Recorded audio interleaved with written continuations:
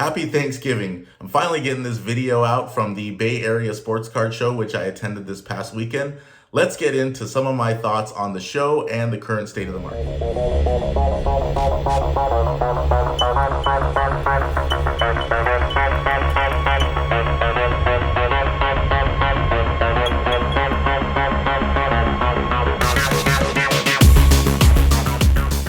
So I attended the Bay Area Sports Card Show this past weekend. Another large show, great turnout.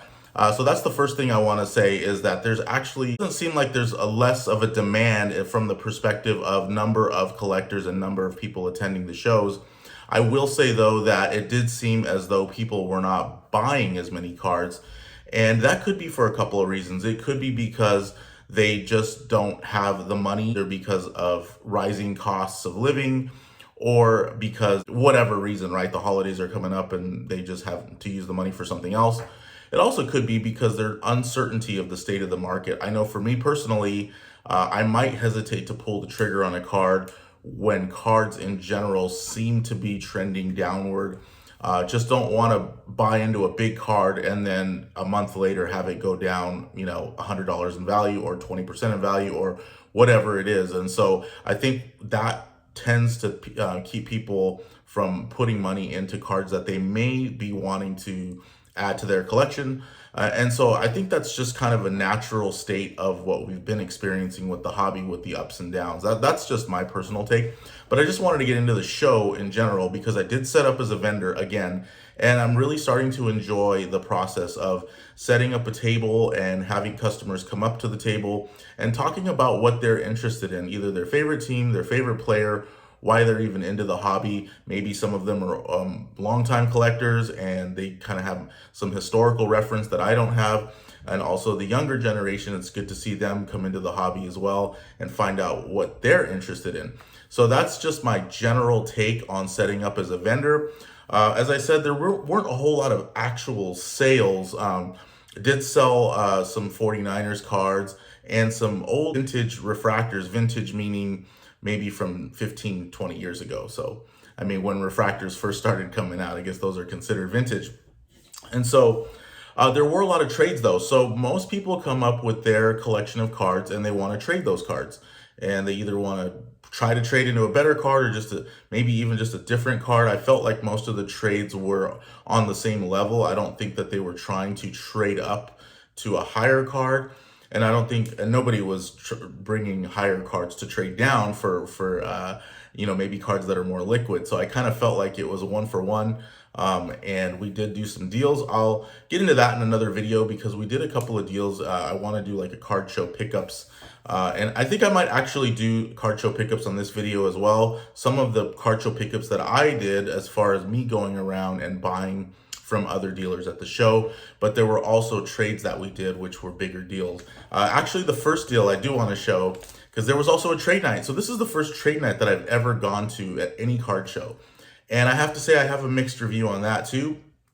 But I did get a Wander Franco, and I actually went in on this investment with two of my friends. So this is my first, and let's go ahead and get a close up here of this Wander Franco, and I'll probably show it on the card show pickup so you can see it more closely.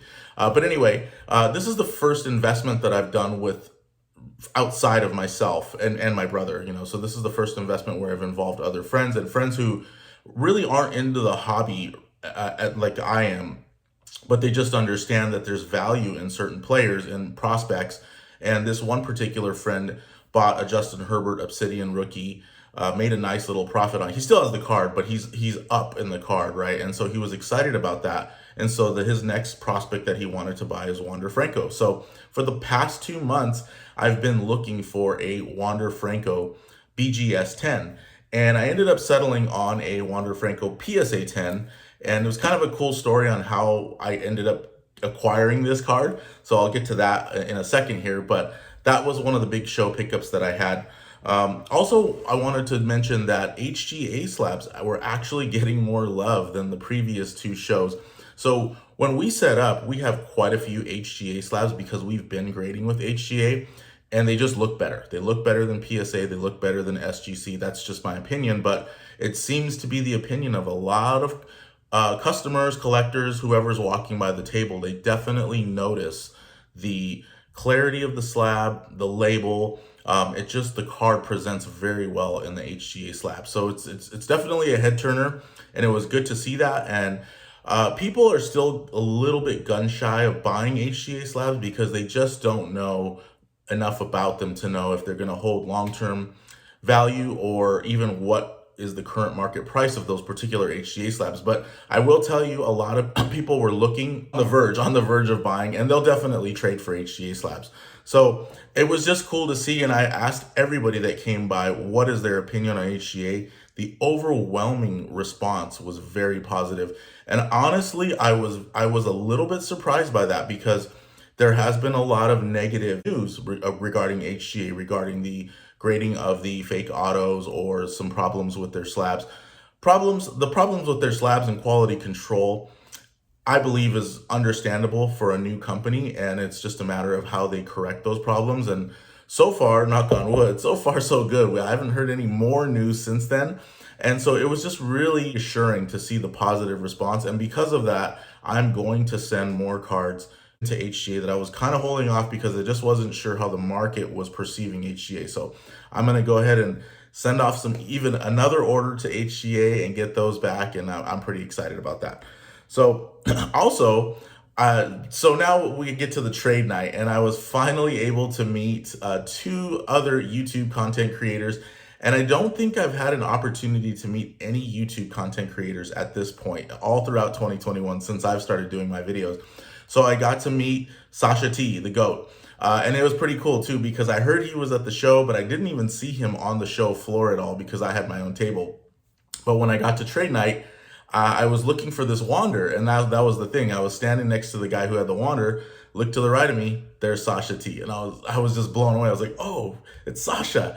And he gave me a little fist bump, and I told him that he looked taller in person than it was taller than I expected. So anyway, we talked for about maybe 1 minute. It was pretty cool, and I finally got to meet Sasha. And I'll tell you this too. So he was there with a friend of his, another friend from the LA area, and his friend was trying to buy this Wander Franco. So this was kind of a funny story.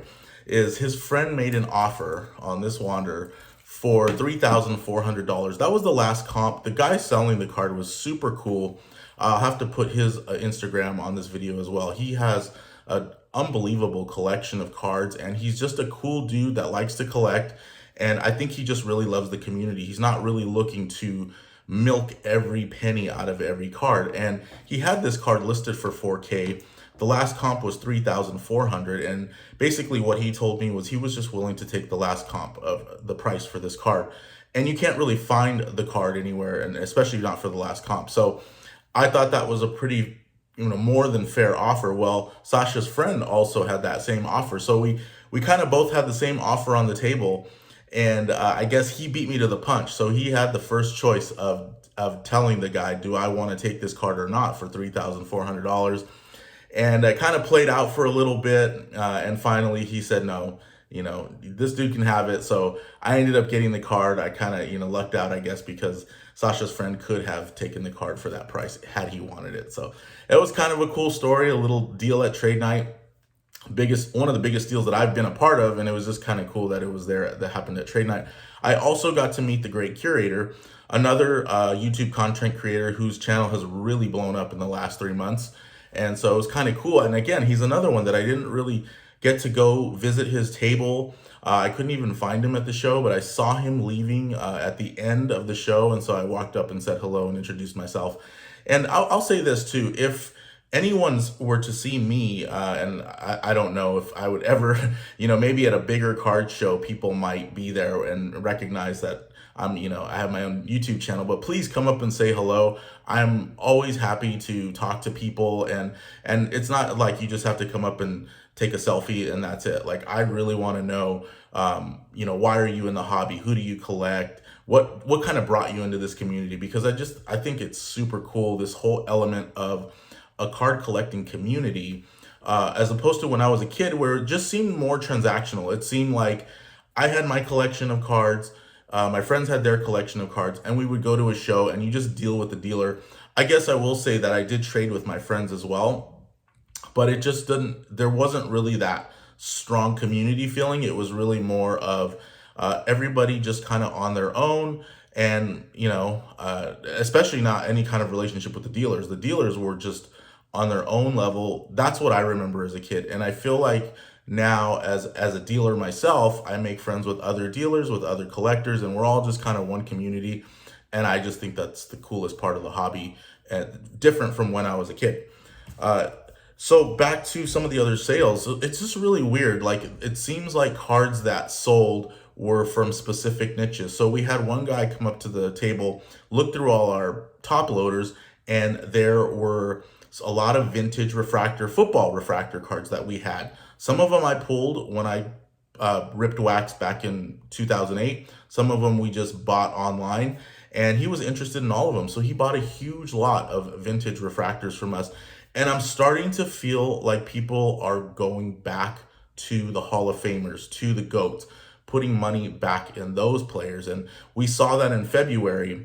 And I feel like we're kind of seeing that again, because again, when people buy cards like Sadiq Bey, Kobe White, I don't even know who the new rookies. There's no new rookie cards now for the NBA, so we can't buy into them just yet. But maybe if you want to get Chris Doherty or Cade Cunningham or any of those, I think people have been burned enough when they see the wild swings in their prices that they're like, I would just rather buy a Peyton Manning refractor from 2004 and pay $20 for that card. I mean, that's a nice card, a very nice looking card for $20, as opposed to $100 for some rookie that may not even be in the starting lineup next year. So I think people are starting to rationalize that again, and it kind of makes sense. So we sold a bunch of those vintage refractors, and honestly, I wish we had more, we had taken more vintage, more Hall of Famers, more retired players to the card show, because I feel like those are more in demand. And I noticed this last month at the card show too in San Francisco. So it's just an interesting take that I observed at the card show on what people were looking for. Yeah, so that guy that bought, we had a Peyton Manning, Ray Lewis, Adrian Peterson, Calvin Johnson, the typical stars from that era, the retired football players, but they were the superstars of the mid 2000s. Those seem to be pretty popular. I think one of the reasons they're popular as well is because they're reasonably priced. So you can get some Hall of Famers, future Hall of Famers for a reasonable price. And I feel like collectors are still drawn to that. And I think that really shows that there's still demand for cards. There's still demand in the hobby. People love the hobby. I think people were priced out in February, and now they're just looking to where can I build my collection where it's affordable, I can have fun. And to be honest, now with prices coming down so far on a lot of base cards, you can buy some of your favorite players for ridiculously low prices right now. And that's one of the things that I did at the card show. I went around and just bought players that I enjoy collecting or that I enjoy watching at drastically discounted prices, and we'll get into some of those in the card show pickups that I had. I will say it does feel like the junk slab era is upon us already, with millions of cards coming back from PSA. There were a ton of low-priced slabs at the card show. A lot of players, like I stated before, Rui Hachimuras, Kobe Whites, rookies that I don't even remember who they were or why anyone would grade them, but they were there. These cards are all coming back from PSA, and what I noticed is, at least at one table that I went to, the dealer straight up told me if I can get my grading fee back, and his grading fee was $12 per card for PSA cards. He said, if I could get my grading fee back, I'm good with some of these cards. I'm at least just trying to get my grading fee back. To me, that is a great buying opportunity. That's how I see it. Unfortunately, for some people, the market is down, and maybe that's not the best thing. But if there were cards that I was looking to buy and now I can buy them for basically the cost of the old bulk price at PSA, I mean, that's a steal. And with people saying that PSA will never get below $75 a card or never get below 50 or whatever that price point is, here I can buy already slabbed cards, in some cases PSA 10s, for far less than $50 for very good players that are still playing. It doesn't make sense, but to me it just means it's a great buying opportunity. So that's kind of what I experienced with the junk slab era. And there are going to be junk slabs. They're going to be Junk slabs because people were speculating on players that didn't pan out, and those slabs are basically not going to be worth anything. It's just like anything else. I mean, you could argue the junk Bowman Chrome era, right? I mean, how many baseball prospects don't pan out at all? They have very beautiful auto rookie cards, first Bowman Chrome, and they're not even worth putting in a dollar box because nobody ever heard of them. They never panned out. So I think with the junk slab era, it's going to be the same thing, especially with all these $10 to $12 bulk PSA slabs coming back where people were just speculating on everything and anything. There's going to be a lot of slabs that are really worth nothing, honestly. So that's just the way it is. And so it's up to us who, as collectors or investors, or, collect what you want, right? I mean, if your favorite player is not worth anything to the market, even better. Now you can buy a slabbed rookie card for $2. But if you're looking to build a collection or invest, you have to pick the right players, just like anything else, just like a stock, just like crypto or whatever else. You have to do your homework. And if you don't pick correctly, and there will be players that you don't pick correctly, those are going to eventually end up in the junk slab bin. And that's just how it goes. So I think when people say junk slab, they're equating it to the junk wax era of the 90s. And what happened there is that manufacturers overprinted the cards and it ended up killing the entire market. I don't believe that the junk slab era is the same thing.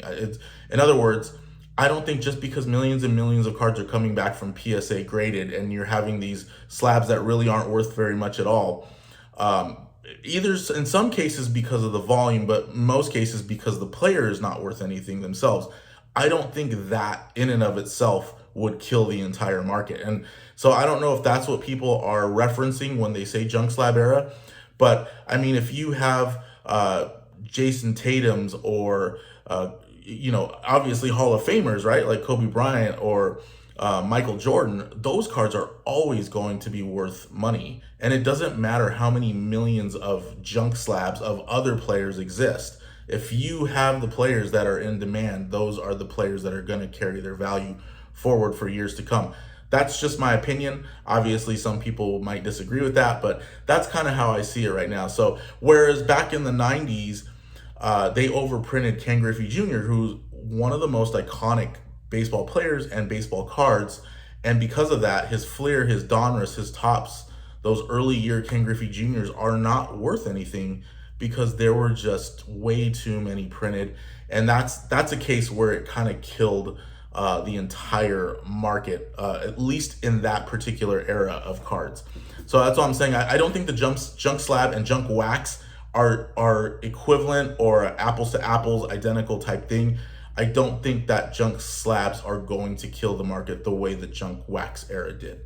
So again, and also keep in mind too, in 94, they had the baseball strike and that also really helped kill the market. And keep in mind too, that in the 90s and especially in the 80s, it was mostly baseball cards that people collected. Really, basketball and football were not as big of a thing, and definitely not like they are now. And forget about soccer. There were only stickers and UFC and everything else. So, there's a lot of differences between then and now, which is again what I love about the hobby. So this video's gone a little bit longer than I thought. I wanted to wrap it up by saying here that I think that this is the best time to buy whatever players you're looking for right now. So if you're a big believer, I actually am still a believer in Julius Randle. I think he's the best player on the Knicks. I think the Knicks will make the playoffs, and his prices have plummeted. And this happened last year as well. The Knicks went on a losing streak, and Julius Randle prices went, they just dropped dramatically. And then they went on a 10-game winning streak, and his cards spiked right back up. And we see that with a lot of players, this kind of roller coaster ride that they go on. So for now, we're seeing a lot of buy low opportunities for so many players. I almost picked up a Jason Tatum courtside rookie PSA 10, just because, again, the prices that I'm seeing are really as low as I've seen it really since I got back into it. And I know for some this might be concerning that this could be the end. This could be a trend that cards are just trending downward, and we really have no idea where the bottom is. And so, maybe it's not the best time to buy. But I personally feel like this is a great time to get into some of those cards that are rare, that you were a little bit priced out of, and now you can make a deal for them, especially if you have cash. Cash deals will even be better. You can get them at an even better price. But if you have to trade, that's fine too. So that was kind of my takeaway. I am surprised that there weren't more people buying up a lot of these slabs. And maybe there were. I mean, I had my own table, so I wasn't around looking at everyone's purchases. But I asked other dealers how they did, and most people said they did okay. And that means that it's not like they were just unloading cards, card after card. I think they probably sold roughly maybe what I did, a little bit of sales, mostly trades. That's just how it went. So I had another great time. I apologize for not having an actual vlog of the card show. That is on my agenda. At the next card show, I do plan to actually vlog the show. So that's something in the works, along with these blank walls. We're definitely going to get to that too. So appreciate your patience. Thanks again for watching. Just wanted to give my quick thoughts on the Fairfield area sports card show. And I think I'm going to do a separate video on the card show pickups, because this video just ran a little bit longer than I thought. So happy Thanksgiving, everyone. I hope you have a great day, and I will see you on the next one.